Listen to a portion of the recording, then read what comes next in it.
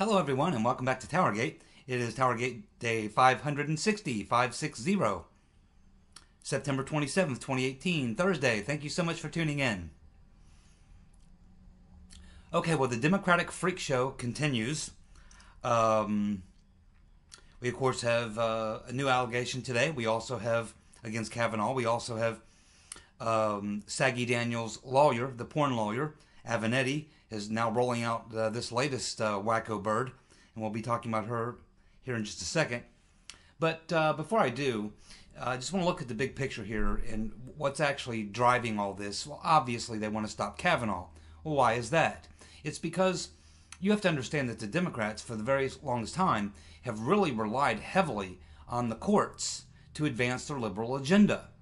And for the first time now, they see that with Judge Kavanaugh, you have that deciding vote. You have that fifth vote, conservative vote, which will shut down a lot of the things that they would normally count on getting done through the courts. They know that they can't get their agenda passed through legislation by winning elections, by running on what they really believe. And then if they lie about what they really believe and then they get elected and they try to jam it down our throat, they end up losing seats in the Congress. They lose control of power in Washington. This is where they always turn to the courts.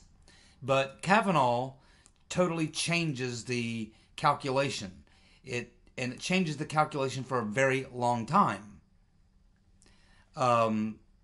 Because you have the last two judges appointed are probably going to be on the court for 20 years or more.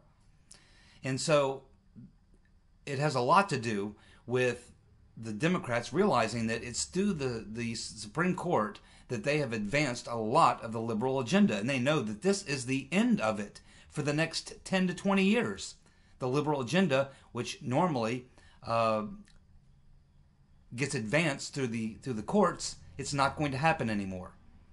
And it could even roll back a lot of things that have been part of the liberal agenda for a very long time. So this is a major, major issue to the Democrats. Now, that's one part of it, to stop Kavanaugh, or it could be any conservative who is going to be the deciding vote, or who's going to be the 5-4 vote in the court. So that has a lot to do with it. And of course, it just has a lot to do with just Trump derangement syndrome, and the fact that since the day that Trump won the election, it's been about resist, and it's been about destroy. Destroy Trump and resist everything. Everything he tries to do, they're opposed to it. Anyone he may appoint for a position, they're opposed to it. Everything. Oppose everything. Obstruct everything. Destroy everything. It's a complete scorched earth policy for the Democrats. Just burn everything down. We lost the election, so let's just burn everything down. And they're frustrated because they know that they can't win. They can't win in a lot of places they used to be able to win.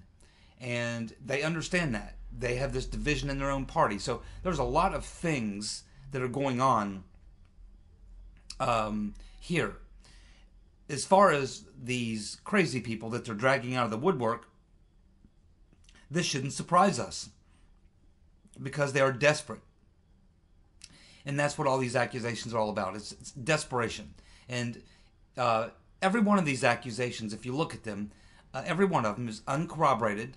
At the time that all these allegations were being told, that all these alleged crimes happened, none of them had police reports filed on them. Nobody went to the police. Nobody went to a parent. Nobody went to their priest. Nobody went to well, I wouldn't go to a priest, but nobody went to anybody back then.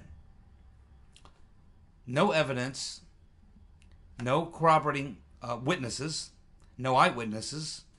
Even people who we were told were witnesses to some of these women have contradicted them. So it's you can see it's clearly a smear campaign. But you would think at some point the Democrats would realize that this plot has failed and it's backfiring on them. But they're using it to energize the radical left wing of their base and to raise money. Every one of these Democrats are using this stuff. Right now they're sending out campaign letters to their people on their lists, and they're using this slanderous attack on Kavanaugh to raise money, to activate their base. That's what they're doing. So I have no doubt it will activate the left wing of the base, but there just aren't enough of them. Yes, they'll run up the vote in California, they'll run up the vote in New Jersey and New York and places like that, but it's not going to help them in the places where they have tough elections that they have to win. So I honestly don't understand the long-term tactic, unless they think maybe they can dirty up the system so bad that people just get really frustrated and decide to stay home and not vote and just say, oh, it's just, there's so much dirt in politics in Washington, it's just horrible, I'm just gonna walk away from it all. So maybe they're thinking that if they throw enough mud against the wall, that people will just get to the point where they think, oh, I just can't take what's going on in Washington, I'm just gonna bail out of the system altogether, I'm just not gonna vote. So anyway, maybe this is their strategy or their tactic. I really don't know what they're thinking, because I really don't believe it's going to work. Okay, so this is the kind of the general backdrop that we're living through, and each of these individual accusers, of course, if you go right down the line, and now we have another one today, none of them are really all that credible, and they have no witnesses. They filed no police reports. They have no evidence. It all happened many years ago, and Kavanaugh goes through 6 FBI background checks. They go and they talk to your friends, they talk to high school teachers, college teachers, they talk to people, your employers. They do a lot of background, and it'd be hard for me to believe that all this stuff could have been going on around Kavanaugh and none of it would come up. But it just comes up now. So it's just, these claims are just not believable. It's really hard for me to believe these claims are true. And I think for a lot of people. So, of course, today we get Avenatti, and he rolls out this woman, Julie Swetnick, Swetnick, is the third accuser. Now, what's strange about this particular case, like the other cases, she apparently has no witnesses, although there's supposed to be a witness, but we haven't heard from that person yet. Again, it's stuff that happened back when he was in high school. There's no evidence. She never filed a police report. And this allegation is even more outrageous and unbelievable than the previous two. They're getting more outrageous all the time. You would have thought that this would have been the first thing that would have come up. But this one's the most hard to believe because of what she's claiming. And keep in mind, this particular woman would have been about 3 years older than Kavanaugh, which is a lot when you're talking about the difference between high school and college. Because that means that the events that she's claiming that happened would have happened when she would have been in college and when Kavanaugh would have been in high school. Okay, so she's a college-age girl, and she's attending parties with a bunch of high school boys. Now, where have you heard that before? That's usually just the opposite. Usually it's girls in high school, you want to date the guy who's in college, not the reverse. So that's a very strange thing about this case. But in this particular case, this woman, Julie Swetnick, is saying that the claim is that Kavanaugh spiked drinks, along with his friend Mark Judge, spiked drinks at parties where women were being gang raped. And she apparently was at these parties 10 times over a period of 2 years. So we're supposed to believe that back in the early 80s, that Kavanaugh and his friend Mark Judge and some of their friends were conducting over about a 2-year period of time, on 10 occasions, gang rapes. And it was none of them reported to the cops, as far as we know. No other witnesses. Now, there should have been a lot of people if it's a gang rape. And she said it wasn't just one woman. It was a regular occurrence. They were gang raping multiple women at multiple parties. I mean, there would be... It's just nearly impossible to believe that you would have all these rapes happening, gang rapes happening, and none of them would be reported to the authorities. None of these accusers would come out. None of these accusers would have any eyewitnesses, any corroborating evidence, any corroborating witnesses. Nothing. How can you make these claims about such a hardcore crime as gang rape, spiking drinks at parties and holding gang rapes, and she continued to go to these parties? I mean, you think if you went to one party with a group of these guys, you saw their, spiking the punch bowl and then gang raping women, you probably wouldn't want to go back to any of them parties with any of them high school boys. But yet, here we have this college-age woman apparently attending parties with high school boys who are, spiking the punch bowl and gang raping women. She continues to attend these parties. but she can't produce any real witnesses. She can't tell us who the other perpetrators would have been in these gang rapes. And I think that she doesn't actually say that Kavanaugh was one of the people who gang raped her, but that he was involved in gang raping other people, and that she was gang raped in one of these gang rape events. Yet she continued to go to these events and continued to get drunk and go to these events. I mean, this is the wildest accusation yet. It's hard to believe. For the first incident with Ford, you could say, okay, I can see why you may not file a police report there. Even with the second report, you could think, okay, well, maybe you wouldn't file a police report. But 10 parties where there were gang rapes going on, multiple gang rapes, and nobody files a police report? Nobody goes home and tells mom? Nobody tells their friends? This is not the kind of stuff you can keep silent. Everyone knows, if you went to high school or college, especially high school, this kind of stuff gets around, man. Everything that happened over the weekend on Friday and Saturday night, by Monday at lunchtime, everybody knows what kind of crazy stuff went on over the weekend that everybody was involved in. You know, the idea that you could keep this type of stuff silent, the fact that the FBI wouldn't discover this, the fact that no one would go file police reports, gang rapes is, you know, we're talking about some fairly serious charges here. This stuff is just extraordinary to believe, hard to believe. Kavanaugh, of course, continues to deny knowing anything about any of this, and I believe him. So she's basically positioning herself, this woman, Julie Swetnick, as a unnamed witness, okay?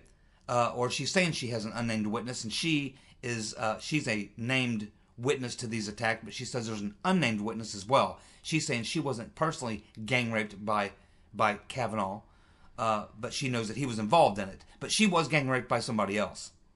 So these claims are just extraordinary. Does she know the person who gang raped her? Why hasn't she filed a charge against that person? Why isn't she coming forward to drop that person's name?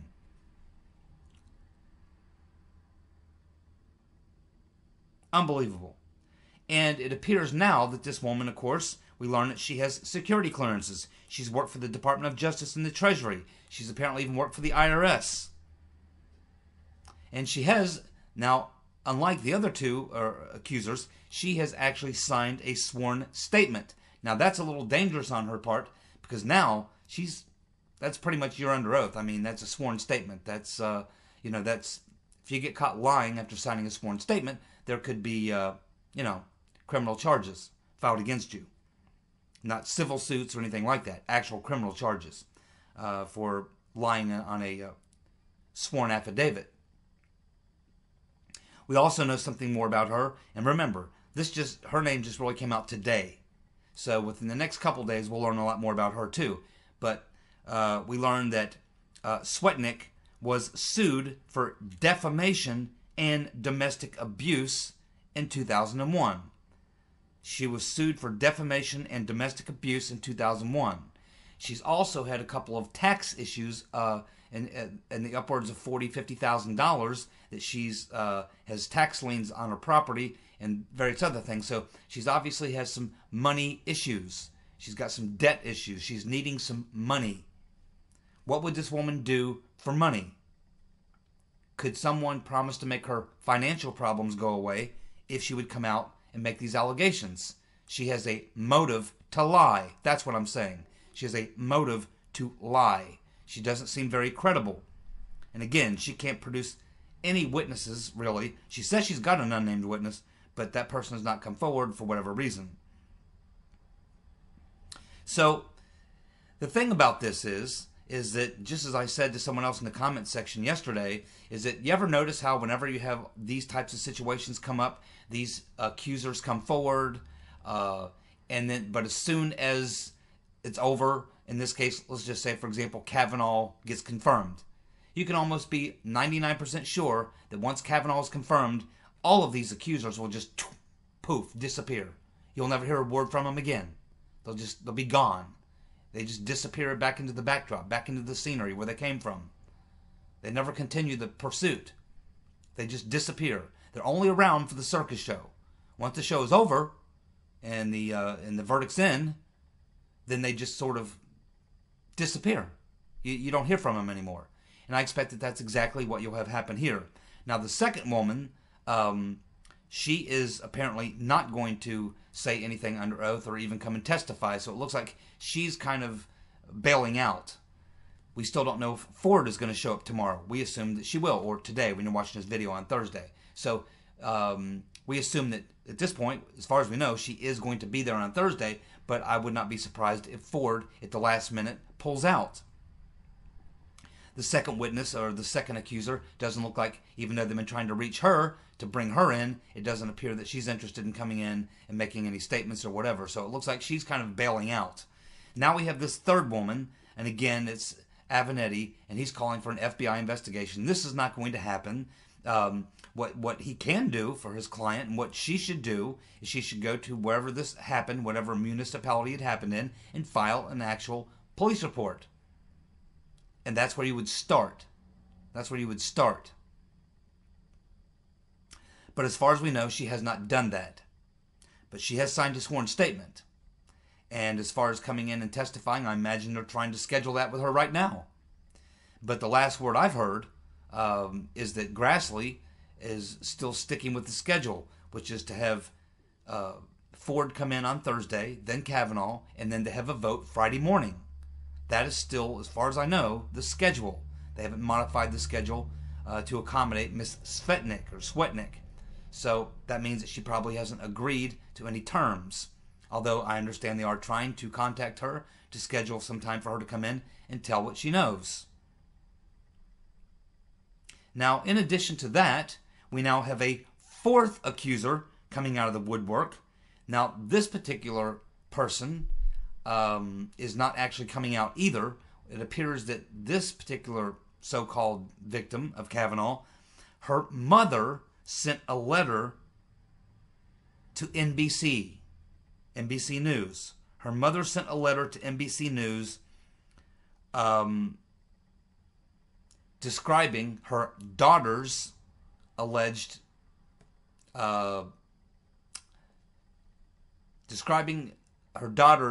allegations that Kavanaugh sexually assaulted her. And she says she has 4 witnesses. Now, this happened more recently.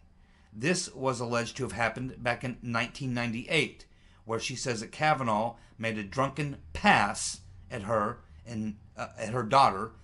The woman writing the letter to NBC says that Kavanaugh made a drunken pass at her daughter in 1998 in a D.C. bar when they were out drinking with friends. She says she has 4 witnesses.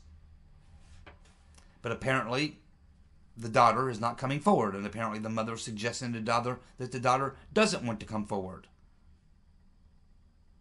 So, making a drunken pass. It's possible he could have done something like that, I guess. Made a pass at her and he was drunk. Well, people go to bars and drink and make passes at people all the time. I don't know what the crime there would be, or even what the problem would be there. It's just more. It's this piling on effect, hoping that if you throw enough stuff against the wall, something sticks. Or if you just keep launching allegations, you launch allegations faster than the person can defend himself against them. It becomes overwhelming. You know, you're trying to defend yourself against one allegation. Before you can do that, here comes number 2. And then when you're trying to figure out how to defend yourself against that, here comes number 3. Oh, and then here comes number 4. What's next? I mean, how many of these people do they have lined up? There should be a serious investigation into every bit of this. Who's behind this? And I think we know who's behind this. It's Democrats, and it's Democrats who have, power within the Democratic Party. It's probably leadership, people with leadership positions in the Democratic Party and in Congress. Feinstein would have been a part of this, possibly Debbie Blabbermouth Wasserman Schultz, the Right Reverend Clinton, all her minions. It's the Democratic establishment with their friends in the media collaborating to try to destroy Kavanaugh by simply throwing so many things at him that he can't defend himself against them all, to give the impression that there's this overwhelming amount of bad stuff all around this guy, and so therefore it must be true. Therefore, because you have 3, 4, 5 allegations, because you have 3, 4, 5 allegations, it has to be true.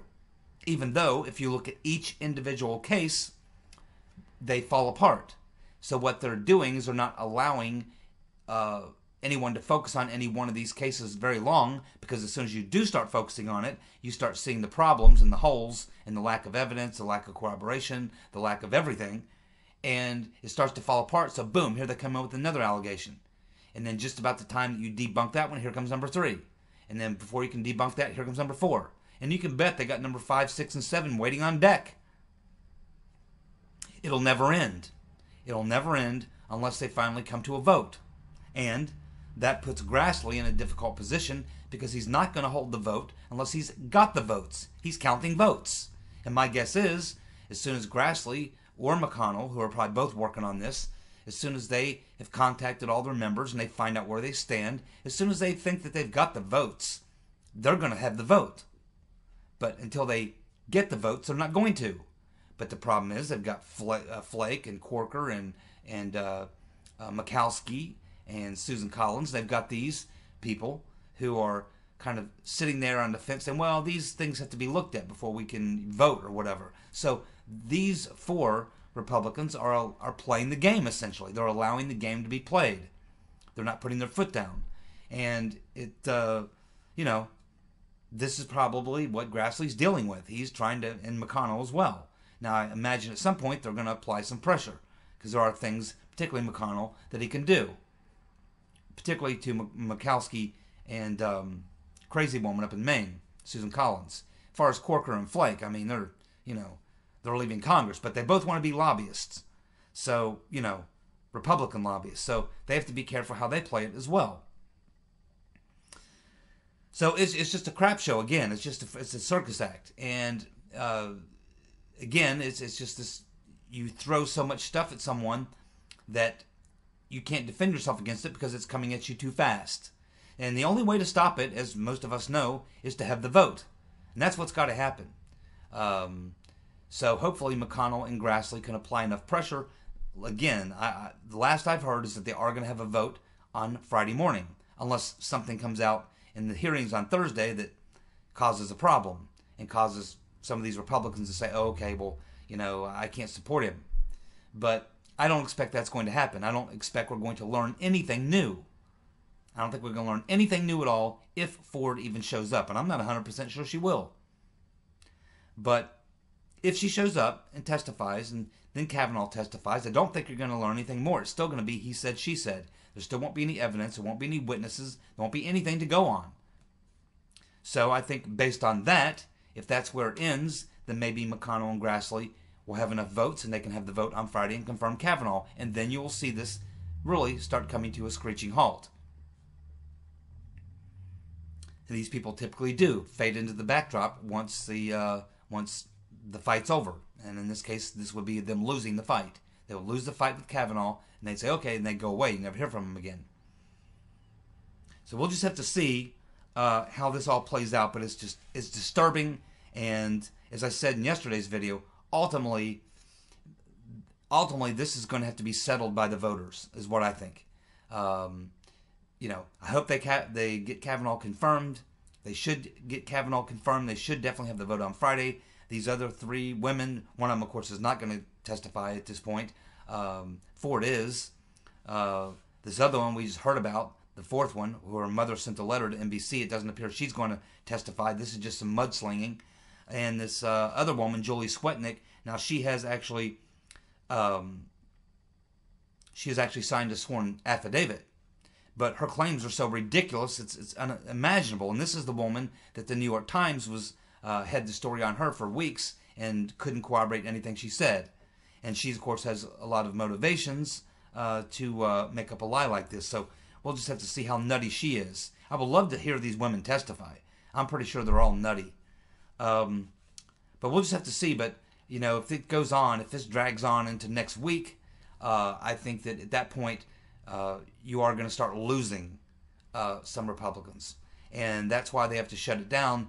But McConnell's going to have to bring some pressure on Susan Collins and Barbara Michalski. And he's going to have to bring the pressure and try to say, okay, we heard from Ford, we heard from Kavanaugh. These other 3, they're just completely out Looney Tunes. And that's how he's going to have to close the deal. And I think they're going to have to close the deal very, very soon. Or this thing could drag on. And again, I think that could hurt Republicans. So I think that they need to make it happen. And ultimately, though, this particular issue, as well as the larger issues around it, will likely have to be settled by the voters. I really believe that. This issue is too political in Washington. There's too many shenanigans going on. It's just going to have to be settled by the voters in November. They're just going to have to settle it themselves and decide. Because Washington is broken. The Senate is broken. The confirmation process is broken. It's complete, burn the effing thing down, basically, is what it is in D.C. right now. So it is disturbing to watch. We have George Soros, spokesperson, telling the Washington Post that Soros indirectly funded Confusion GPS after the election regarding the Russia investigation. As if we didn't know that. And the money was funneled, that he pumped in, the Soros money was funneled directly to a group called the Democracy Integrity Project. And this is a group that's associated with Diane, Turn In Your Guns, Mr. and Mrs. America Feinstein. And of course we know her aide, Daniel Jones, of course went to work for Confusion GPS on the Trump-Russia thing. And apparently this is where the money came from to pay him. The money to fund Daniel Jones through Fusion GPS came from Soros. That's essentially what his spokesperson is saying. Again, this creates some serious conflicts of interest for Turn In Your Guns, Mr. and Mrs. America Feinstein.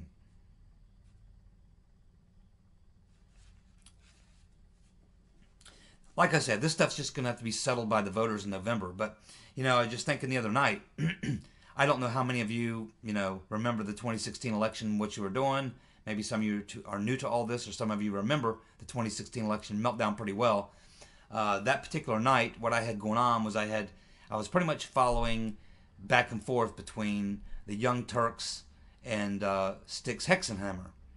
I was going back and forth between them because they were both doing live stream. And then I had the New York Times page open because I had the best poll ticker election results as they were coming in. And I also was looking at one other site. So I had like 4 things open. I was going back and forth to them. And I'll never forget the Young Turks meltdown on 2016 election night. It was unbelievable. And then, of course, all the various compilation videos of meltdowns. And so I'm just reflecting on that and thinking that it's very likely that with all this going on, with the Kavanaugh hearings and the fact that the rhetoric has been pumped up even 10 times greater than it was at 2016, that if in fact the Republicans hold on to the House, hold on to the Senate, probably gain seats in the Senate, and get Kavanaugh confirmed, if these things happen, it's very likely that we could witness an even greater meltdown than what we saw on election night of 2016. I mean, they weren't really prepared for that, and it threw them off guard, and certainly they were all shocked and surprised, but they've had 2 years to run their show. They've had 2 years of resist, 2 years of everything that they're doing, and of course, coming up on the election with this spectacle to try to take down Kavanaugh, keep him from being nominated to the Supreme Court. So they're all in, and they're spastic about all this. So it is very likely, because I think they're more deranged now than they were 2 years ago. So I think it's very likely that that we could have a very, very good time on election night if the Republicans do hold on to the House and the Senate. We could see an even greater, in my case, funnier meltdown by the Dems on election night 2016 here in the midterms if things turn out the way we would all like. I think it has a lot to do with whether or not they can get Kavanaugh confirmed. I think if they don't get him confirmed, I think it could hurt the Republican turnout. I think if they do get him confirmed, I think it will help the Republican turnout, and I think the response to them, to Kavanaugh getting confirmed, will drive the libs even nuttier, and there's no telling what they will do and say and how they will act up after he is confirmed. So it could be the thing that pushes them completely over the edge and exposes them as being completely incapable of being given this type of power to run the country. And I think that's what a lot of people will be looking at. It's like, man, the Democrats are too unhinged. We can't put these people in power. They're just too nuts. And I think that that's what that could lead to. So, it's going to be very interesting 6 weeks ahead. Again, the Kavanaugh nomination, getting him confirmed is critical, I think, to the election. But regardless of what happens, this is going to have to be decided by the voters in November. And we'll just have to watch and see. Obviously, this woman, Swetnick, just came out today. Over the next few days, we'll learn a lot more about her. It doesn't look like this accuser number 4 wants to come out. Her mother sent a letter to NBC News, but her daughter apparently doesn't want to come out. But somebody's got to produce some witnesses, some evidence or something. If not, then it's just accusations. And I think that they will have the vote on Friday, and Kavanaugh should be confirmed. That's my guess. I'm leaning in that way. So, we'll see what happens. Thank you so much for tuning in. Be back on Friday. Bye.